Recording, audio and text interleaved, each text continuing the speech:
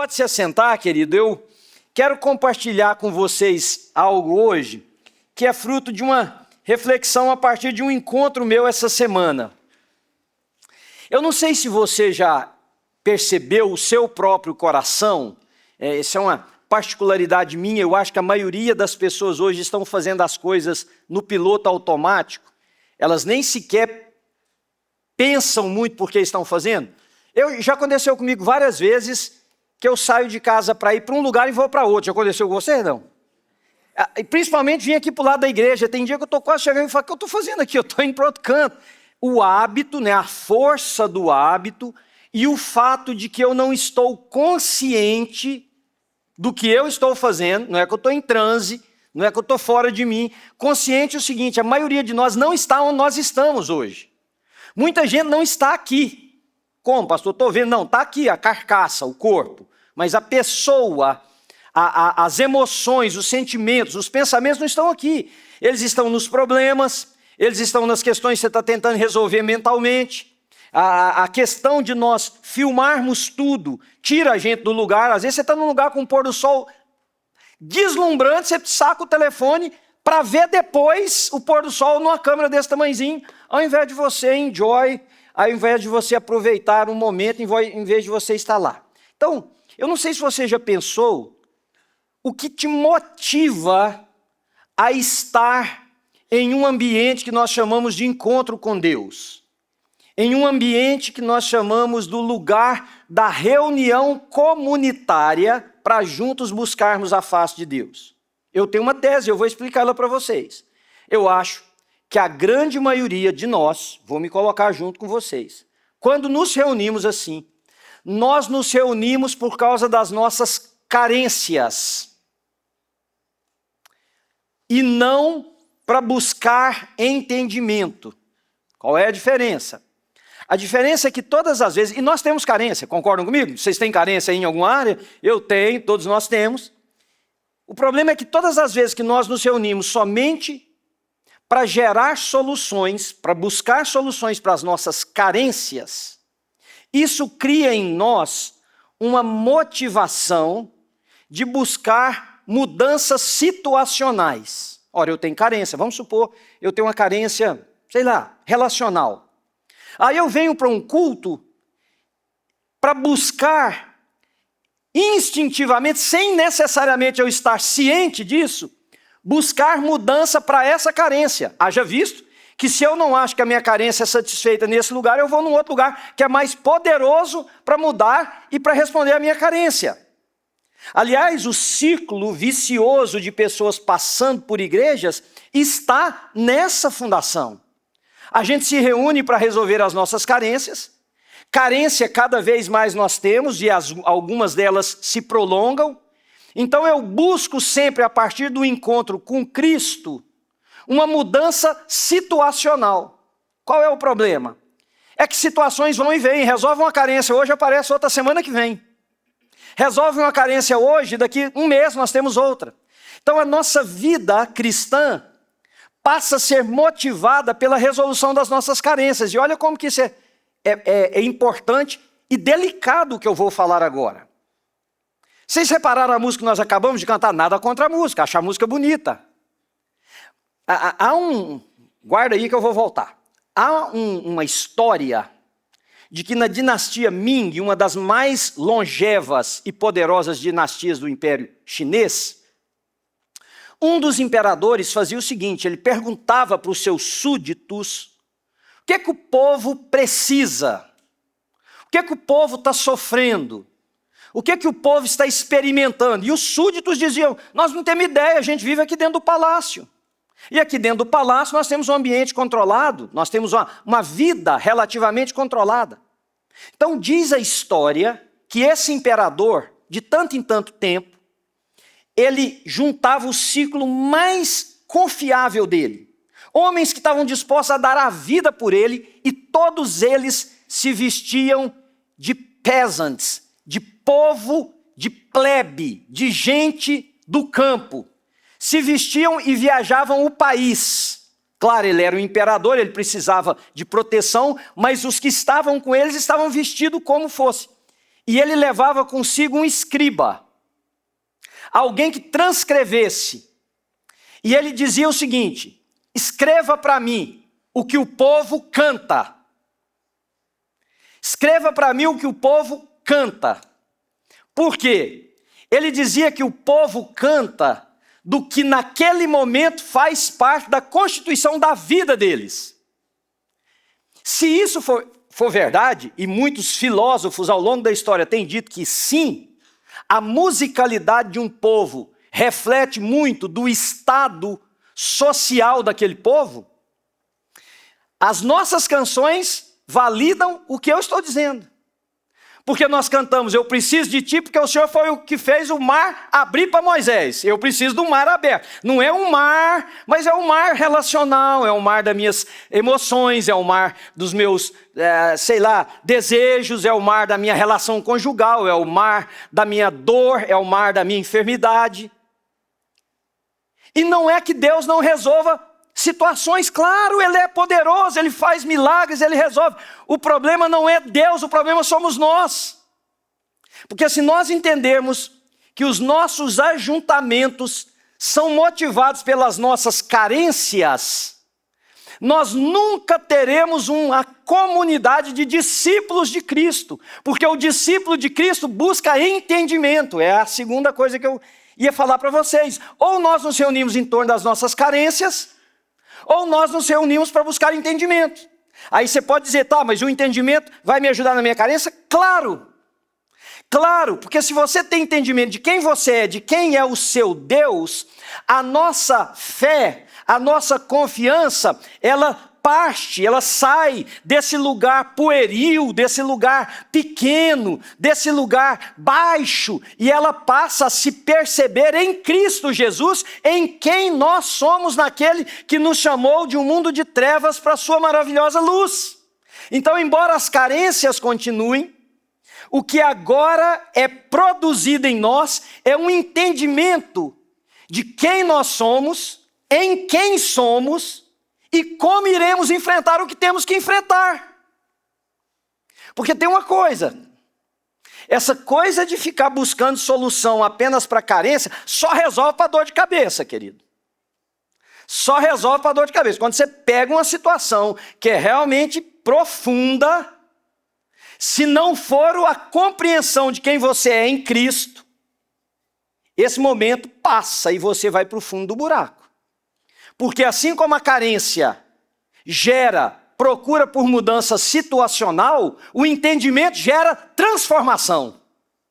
E uma vez transformado, nós somos. É porque eu vou desviar do que eu ia falar, mas acho que isso aqui é tão interessante. Mudança e transformação são duas coisas diferentes, embora possam parecer sinônimos. Porque quando você muda algo, você muda situacional. Quando você é transformado no que você é. E a transformação em quem você é gerará comportamentos, motivações, percepções da vida que vão te ajudar na profundidade da sua relação com Deus e com os outros. Então, como é que essa mensagem nasceu? Eu fui a um banco.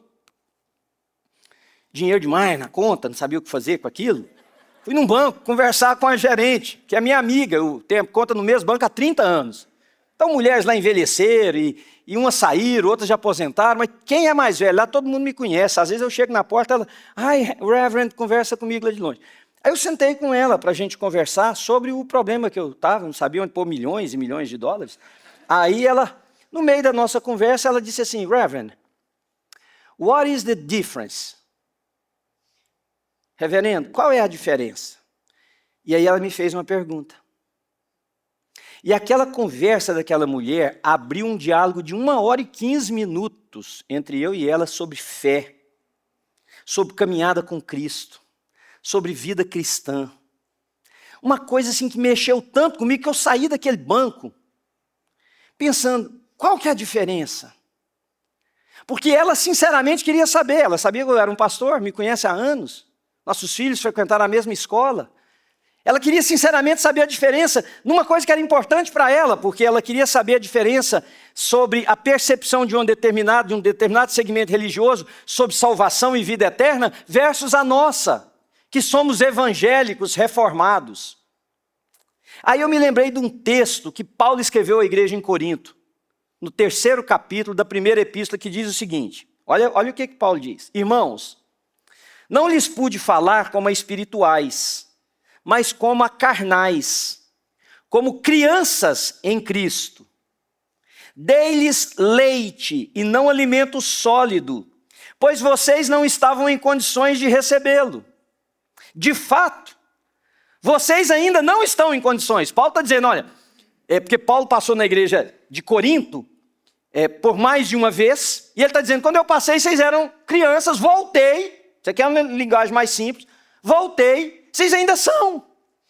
Então, quando eu passei, eu queria dar para vocês um alimento em forma de informação, de compartilhar conhecimento, que era um alimento sólido, mas eu não pude, porque eu percebi que a mentalidade de vocês era infantilizada.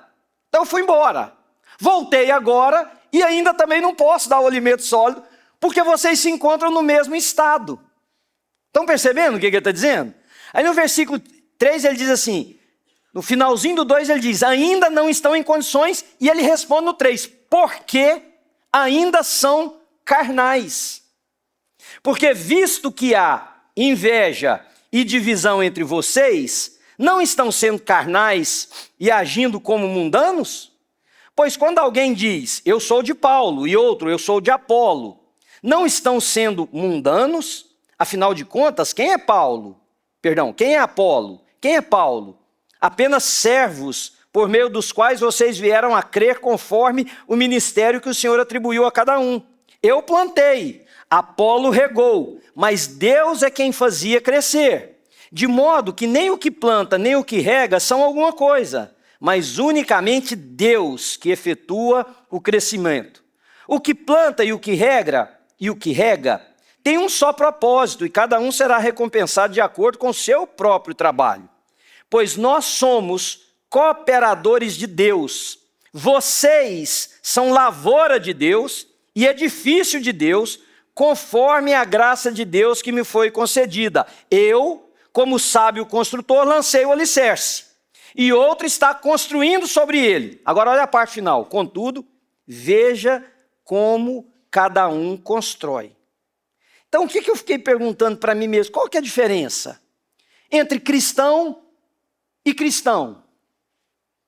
Qual que é a diferença entre um cristão autêntico e um cristão segundo os padrões modernos de percepção de quem é de Cristo? Porque eu vi uma mulher que se diz ser cristã, sair seminua num desfile de carnaval e dar um depoimento de que o corpo dela, a beleza do corpo dela, segundo ela diz, foi um presente de Deus. Então, não tem nada de errado se essa beleza que foi dada por Deus for observada por outras pessoas. Qual que é a diferença entre culto e reunião religiosa?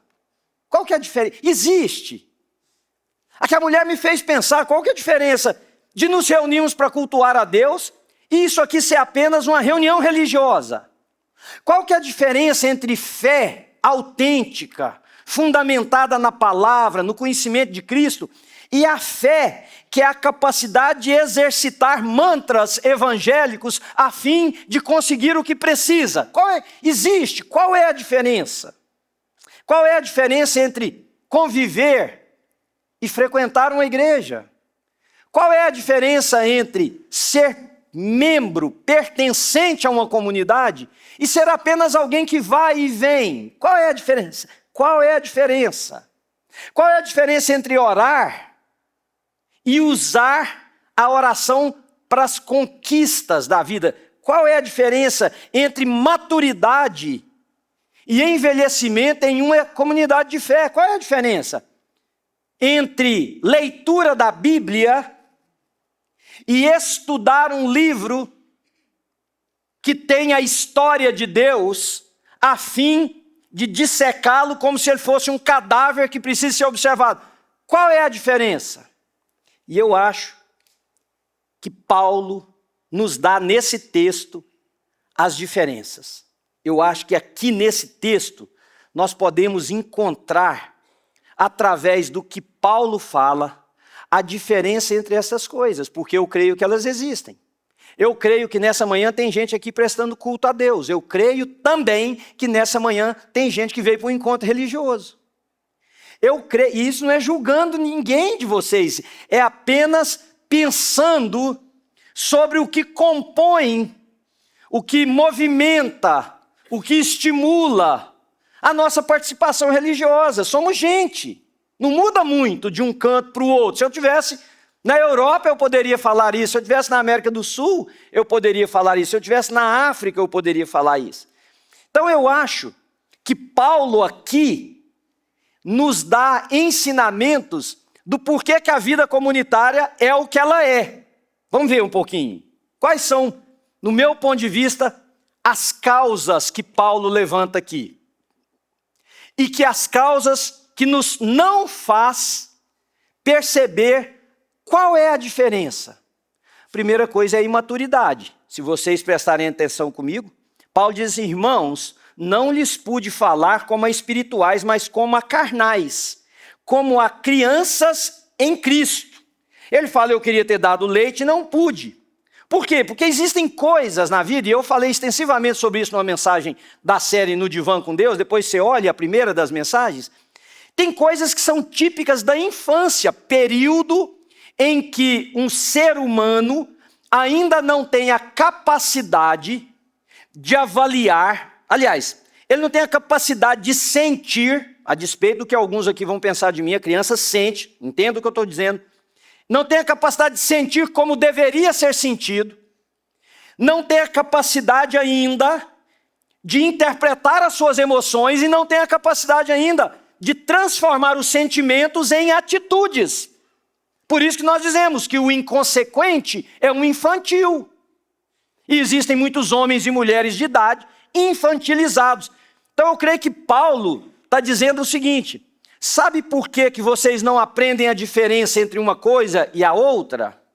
É porque essa infantilização da maneira de vocês pensarem a vida, a fé, não está permitindo a vocês conhecerem um pouco mais. Eu estava lendo essa semana, fruto dessas meditações minhas, uma análise feita por um sociólogo cristão. E ele, analisando os cultos modernos, ele chegou à seguinte conclusão, das igrejas que ele visitou. E ele visitou megas igrejas, visitou igrejas menores, visitou igrejas com cultos, com liturgia diferente. Ele disse o seguinte: na grande maioria, quase totalidade dos encontros que eu participei, as pessoas não foram levadas a questionar a sua vida, a sua existência, a sua fé e a razão pela qual creem no que dizem crer. Todos os encontros que eu participei visavam fazer as pessoas se sentirem bem para saírem daquele ambiente felizes, porque eles precisam retornar. Olha que cena descrita. Olha que cena descrita.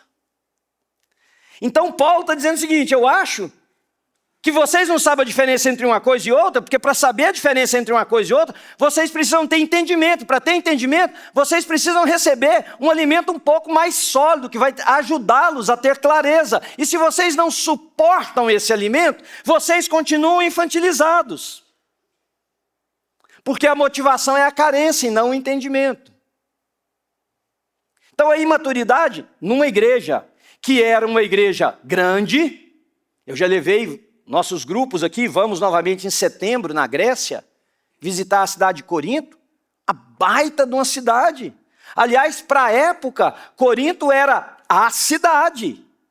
A cidade, ela está num lugar estratégico, estava num lugar estratégico, bem na entrada do que hoje nós chamamos o Canal de Corinto, que divide dois mares, que evita horas e horas e horas e horas, dias de navegação, passando por ali. Todo mundo parava, a cidade tinha um comércio fortíssimo. Tinha uma comunidade de fé fortíssima. E Paulo, ao ensinar esses irmãos, ele percebe que mesmo depois de voltar um tempo depois, a infantilidade na percepção da fé e do comportamento cristão continua o mesmo. Segundo, Paulo cita da carnalidade. A carnalidade pode ser exatamente o fator que nos impede de ver a diferença entre uma coisa e outra. Por exemplo, a minha carnalidade pode me impedir de ver a minha diferença entre pastor e pastor. Eu posso ser pastor para chegar aqui e entregar uma mensagem para vocês, cumprir o meu papel profissional, ou eu posso perceber, a partir da minha relação com Deus, o meu papel de pastor no sentido de cuidar de ovelhas, que inclui entregar para vocês aquilo que Deus está colocando no meu coração e na minha vida. Olha o que Paulo diz, versículo 3. Porque ainda são carnais, porque visto que há inveja e divisão entre vocês, não estão sendo carnais e agindo como mundanos? Olha que pergunta lógica. Se houvesse maturidade e entendimento de quem nós somos em Cristo, como comunidade, vamos nos ver lá em Corinto. Será que não haveria menos briga entre nós? Será que não haveria menos disputa por poder? Será que não haveria mais amor ao próximo, preocupação com o outro? É isso que ele está dizendo. Aí, quando a gente pensa em carnalidade, o que a gente pensa? Em pecado. Ah, então deve ter um pecado escondido? Não, gente. A carnalidade que Paulo chama nesse texto, que é pecado, é essa daqui que eu vou te explicar. Então eu não estou dizendo que carnalidade não é pecado. Carnalidade geralmente tem na Bíblia o sentido de pecado. Mas aqui Paulo está estendendo isso um pouquinho mais. Porque até a questão do pecado, ela é absolutamente adoecedora nos nossos círculos evangélicos modernos. Porque a gente passa uma linha, imagina assim, do lado de lá está o pecado, do lado de cá está o que não é pecado. A gente passa uma linha. Aí a crentaiada vive aqui, ó. Posso chegar um pouquinho mais para lá ainda? Se eu não pisar na linha do pecado, não é pecado. Não é assim? Vamos pensar. Para beber uma taça de vinho, sei lá, bebe. Mas e 3? Não, aí 3 já é pecado. Então eu bebo 2,45 do segundo da terceira. Dançar é pecado? Não. Mas, quer dizer, gente, eu estou criando situações aqui para provocar vocês no sentido de levar vocês a pensar. Eu não estou aqui fazendo afirmações do que é e do que não é pecado. Mas eu dançar um funk imoral? Não, aí já é. Bom, então eu vou dançar outra coisa. Estão entendendo o que eu estou dizendo? Estamos aqui na beiradinha. Xingar o outro é pecado? Depende do palavrão. Se você falar, filho de uma mãe, não. Mas você fala filho de uma égua? É. Então só xinga filho de uma mãe. Vocês estão entendendo o que eu estou dizendo? O conceito de pecado nosso está, e nós poderíamos passar aqui dias pensando sobre isso, por isso que não há mudança, porque a gente traça a linha. Então eu não estou dizendo que carnalidade não é pecado.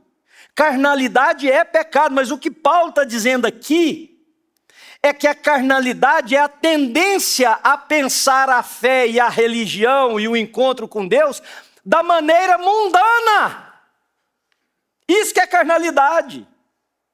Carnalidade, neste texto, que em outros tem outro sentido, Paulo está levando as pessoas a entender que a carnalidade é o fato, presta atenção no que eu vou te ensinar agora, e eu e você vivermos áreas da nossa vida que não estão sob o controle do Espírito Santo. Isso é carnalidade. Quem é que governa? Minha carne.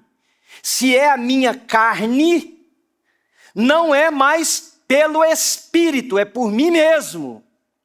E aí, baseado no texto, que está nas entrelinhas, eu acho que tem 3 sentimentos que eu posso ajudar vocês a entenderem que Paulo está percebendo naquela comunidade, que os impede de crescer, que gera um sentimento carnal, controlado pelas emoções, pelo eu, pelo ventre, e que os impede de crescer. O primeiro deles é a vaidade. E aqui eu vou usar para vocês o que eu entendo ser o melhor tratado de compreensão destas 3 palavras que eu vou usar, desses 3 sentimentos. Para mim, ninguém na história, não tem psiquiatra, não tem psicólogo, não tem pensador, não tem sociólogo, que entendeu mais as questões reativas da nossa personalidade do que os pais da igreja. Porque os pais da igreja foram para o deserto, buscar a Deus, querendo viver com mais intensidade. E eles escreveram o seguinte, as 3 palavras que eu entendo aqui, eu vou colocar um resumo do que cada um deles disse. Primeiro, sentimento, que é dominante em um ambiente carnal. Novamente, vocês estão entendendo, carnal não é coberto de pecado, carnal é apenas o seguinte, eu estou sendo movido por mim mesmo, não mais controlado pelo Espírito, e que eu acho que Paulo está falando da igreja em Corinto, é a vaidade. E o que os pais da igreja diziam ser a vaidade, pura e simplesmente, o desejo de ser o centro. A vaidade para os pais da espiritualidade era, eu preciso ser o centro, tem que gravitar ao meu redor, tem que fazer bem para mim, tem que me reconhecer, tem que me aplaudir, tem que me colocar acima dos outros. Então isso para eles chamava-se vaidade, o desejo de ser o centro. Segundo sentimento, a inveja. E o que eles diziam que era a inveja? A inveja é o sentimento de comparar-se com os outros. Então a vaidade é eu ser o centro, a inveja é a minha vida não existe por mim mesmo, ela existe no comparativo com os outros. E isso, se nós pudéssemos conversar mais tempo aqui hoje de manhã, olha o que as redes sociais fizeram conosco. Toda a intenção da rede social é, eu vou olhar quem tem mais seguidor do que eu. Né? Fizeram um post ontem à noite, eu vi o restaurante que a pessoa comeu. É caro, é bonito, é bacana. Eu não comi lá ainda, eu preciso ir lá comer naquele restaurante. Ou eu vi o passeio que a pessoa fez, eu vi o hotel que ele ficou, eu vi a classe do avião que ele voou. Então a inveja é o sentimento, segundo os pais da igreja, presta atenção, de negar-se a si mesmo na observação do outro. Então a gente não vive mais a nossa vida, vive a vida do outro. E o terceiro é o orgulho. Porque se a vaidade é estar no centro, se a inveja é o comparativo, o orgulho é o estar acima. O orgulho é, eu estou acima de você. Eu sou melhor que você. Então por que Paulo chama de carnalidade? E aqui eu vou caminhando para fechar. Vocês estão me entendendo até agora? Está confuso. O que Paulo está chamando de carnalidade? É a falta do que a Bíblia ensina do Gênesis ao Apocalipse. A minha e a sua vida é para ser dirigida pelo Espírito de Deus que habita em nós. Todas as vezes, ou em qualquer área da minha e da sua vida, que a autoridade máxima não é o Espírito, são as minhas vontades, isto é carnalidade. E sendo carnalidade, mostra que eu não amadureci suficiente para entregar as minhas vontades na mão de Deus e deixar com que o Espírito dele faça em mim aquilo que ele quer. Diz amém para mim, gente. Conversa comigo. Me saber se você está aqui, pelo menos. Vocês entendem o que eu estou dizendo? Então o que é ser carnal? Carnal não é o cara que sai metendo os pés pelas mãos, não é a mulher leviana. Não é o cara que faz aquilo que você passou a linha e diz do lado de lá é pecado, ele é um pecador, ele é um carnal. Não, carnal é todo aquele que mesmo frequentando igreja, que mesmo piegas, que mesmo frequentador de todas as reuniões de oração, que mesmo dando todos os seus dízimos e ofertas, as áreas da vida dele não são controladas pelo Espírito, ele age por ele. Isso é carnalidade. E Paulo diz que quando há isso em uma comunidade, não há compreensão, não há entendimento, há busca por satisfação das nossas carências. Então, aí você diz assim, tá, e daí? Como é que a gente faz agora? Eu vou tentar em 6 minutos que me resta te dar a cura, que também eu acho que está nas entrelinhas. Não está nas entrelinhas, está explícito na carta que Paulo escreve à igreja em Corinto. 3 passos. Anota isso se você estiver anotando. Para a cura desta realidade, não é da cura no sentido superficial, Paulo diz assim, veja o que ele diz no versículo 10. Conforme a graça de Deus que me foi concedida, eu, como sábio construtor, lancei o alicerce. e outro está construindo em cima desse alicerce. Porém, né, ele diz, contudo, veja como cada um constrói. O alicerce já está fundamentado, que é a palavra de Deus, da qual nós não podemos bulir. Nós construímos em cima desse alicerce. Então eu vou te dar três caminhos para a cura baseado nisso. Primeiro, é relacionamentos. É aquilo que eu disse aqui. Tem gente que é tão espiritual que ele acha que ter relacionamento com Deus o isenta de um relacionamento correto, bíblico e espiritual com o seu semelhante. Então ele tem um relacionamento com Deus que ele acha que é espiritual e totalmente carnal com o seu semelhante. Veja, sabe o que a Bíblia mostra? Que vocês conhecem a palavra classismo, né? Havia uma separação classista na sociedade. Está escrito. Judeu se achava melhor do que o gentio, porque ele veio para nós, o Messias. O judeu se achava, no período bíblico, talvez até hoje, detentor de um privilégio maior do que o dos outros. Então Paulo diz assim, diante da cruz de Cristo não há judeu nem gentio. Não há bárbaro, não há cita. Não há, vou colocar algumas palavras aqui, o nobre e a plebe. Não há o rico e o pobre. Não há o inteligente e o menos inteligente. Não há o academicamente avançado e o indouto. Não há. E esse fato de não existir diferença diante da cruz de Cristo é o que anuncia, é o que traduz, é o que transmite que o reino de Deus chegou na terra. Então, se é isto, nós poderíamos, olha que coisa interessante, a gente poderia então traduzir o evangelho na destruição das barreiras que nos separam, concorda comigo? Se você dissesse, resume o evangelho então baseado no que você está dizendo. O evangelho é a capacidade dada pelo Espírito Santo de fazer com que eu e você possamos destruir as barreiras que existem entre nós e o outro. Por quê? Porque Jesus disse que o conhecimento dele não se daria pela eloquência de nenhum pregador, pela pujança de nenhuma comunidade de fé, que o conhecimento de Cristo seria fruto da capacidade nossa do quê?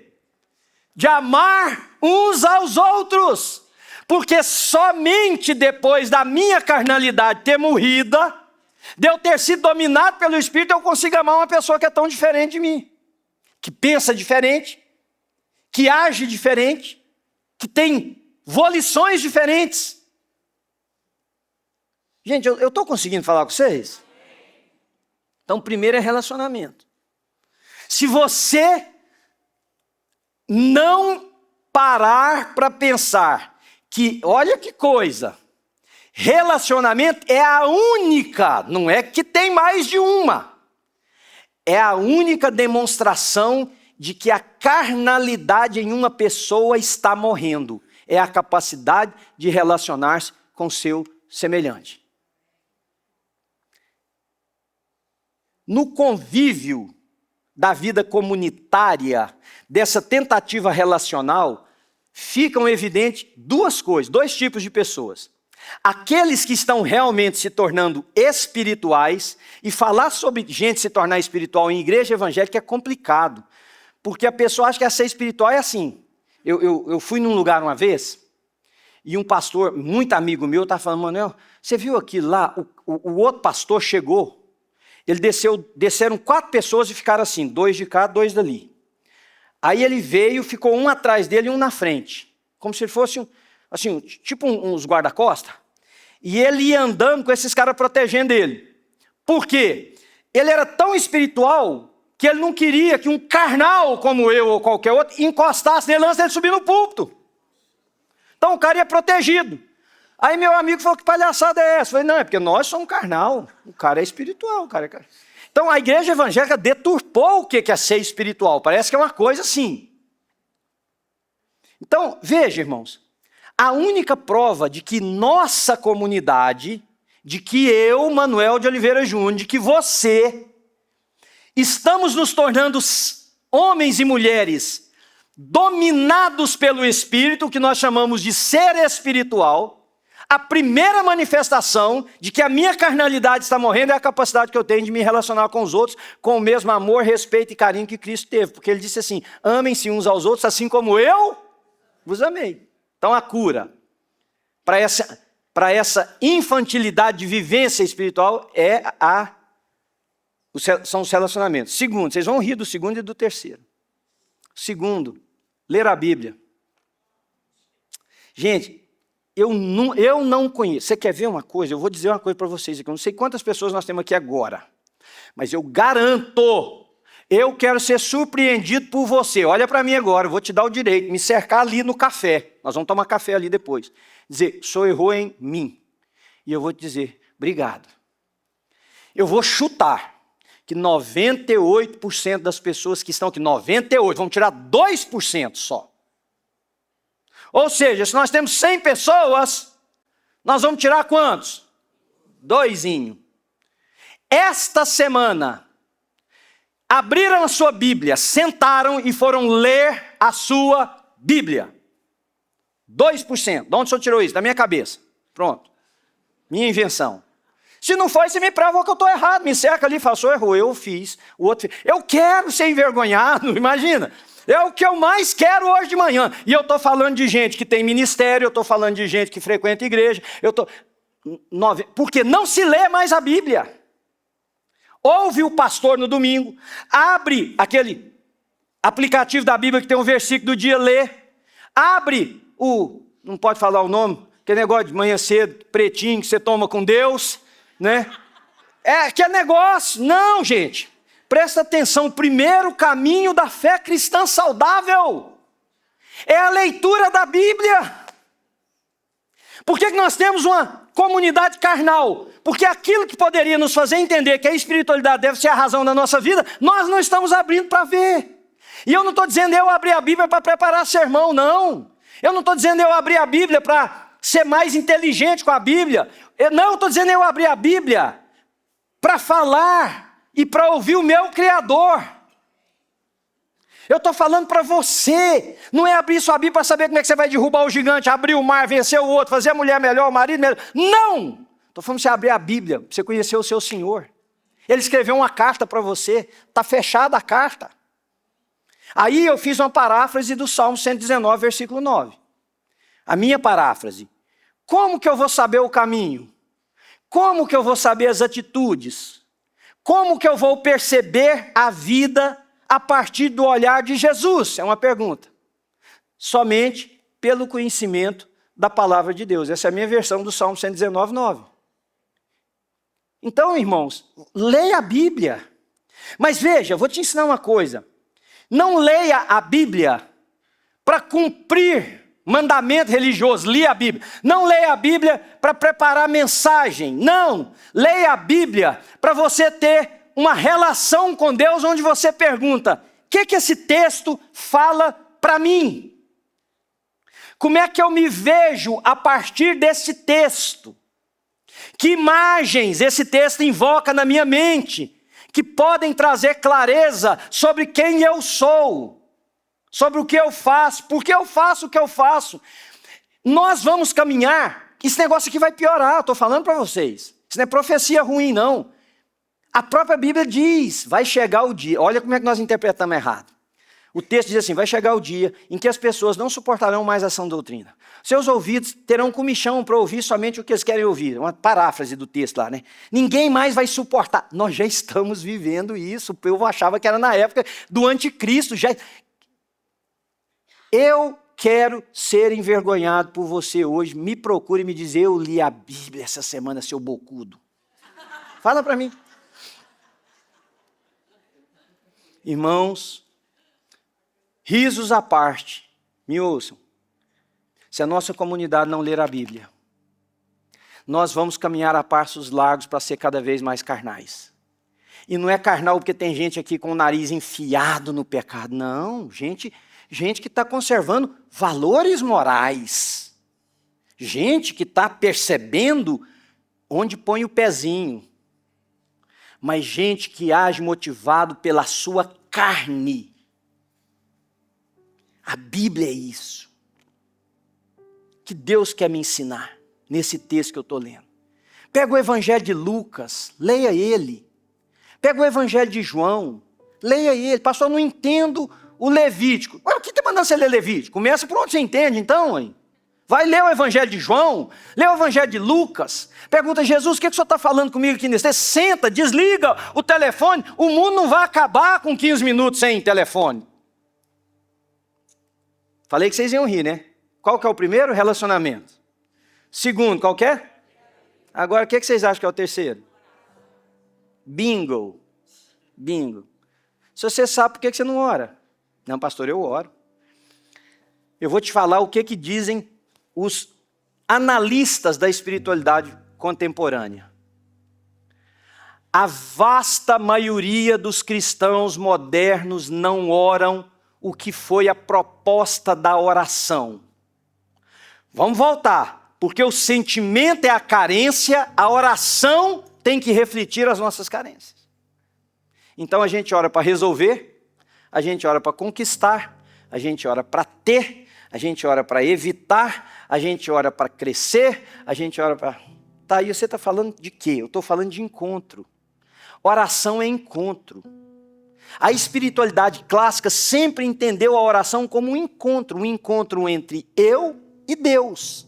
Neste encontro precisa ter palavras? Não necessariamente. O silêncio é oração.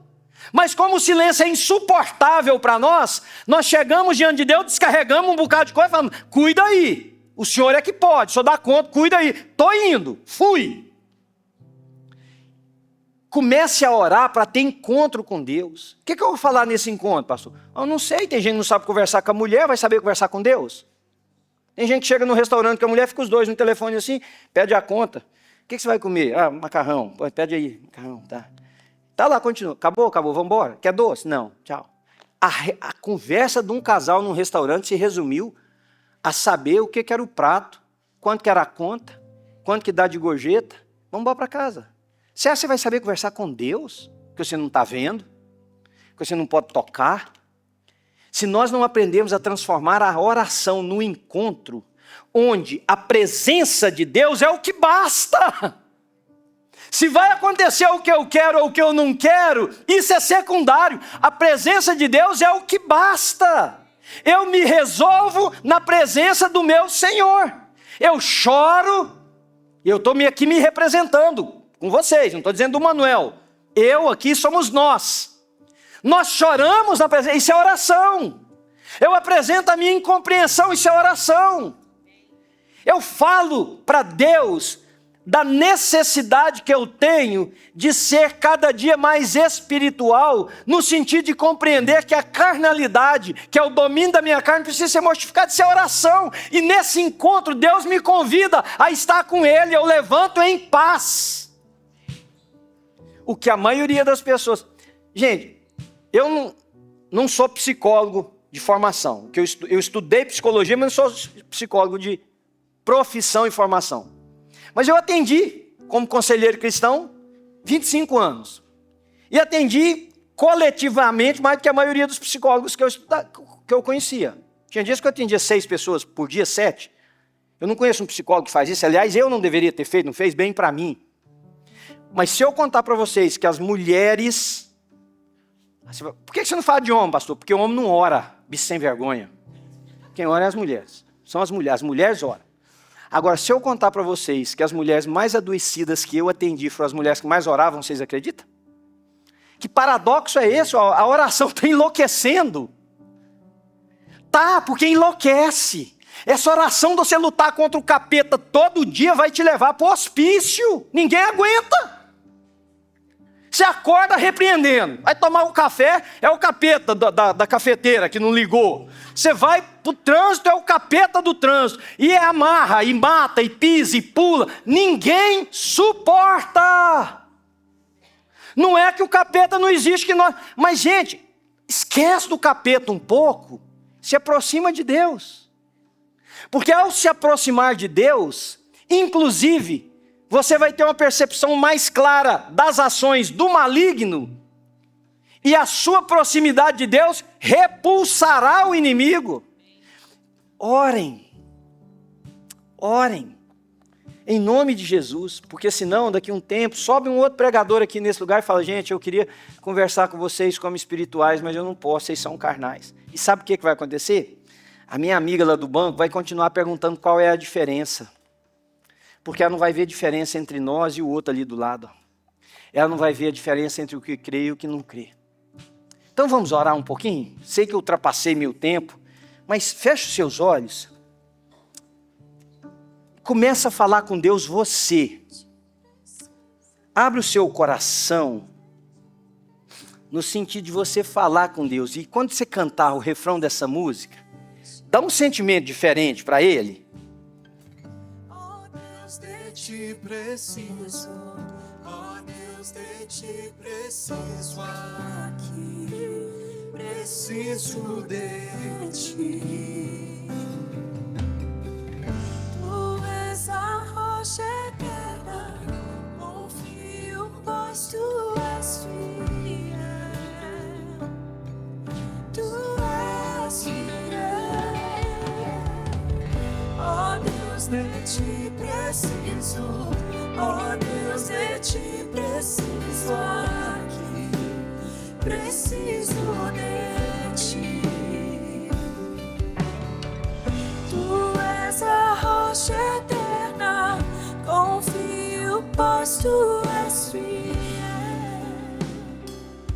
Pois tu és fiel. Senhor, nós precisamos demais do Senhor. Nós precisamos demais do Senhor. Aliás, ó Deus, nós precisamos mais do Senhor do que do respirar.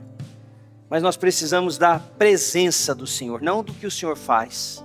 Nós precisamos da presença do Senhor na nossa vida, no nosso coração, na nossa mente. Nós precisamos de Ti.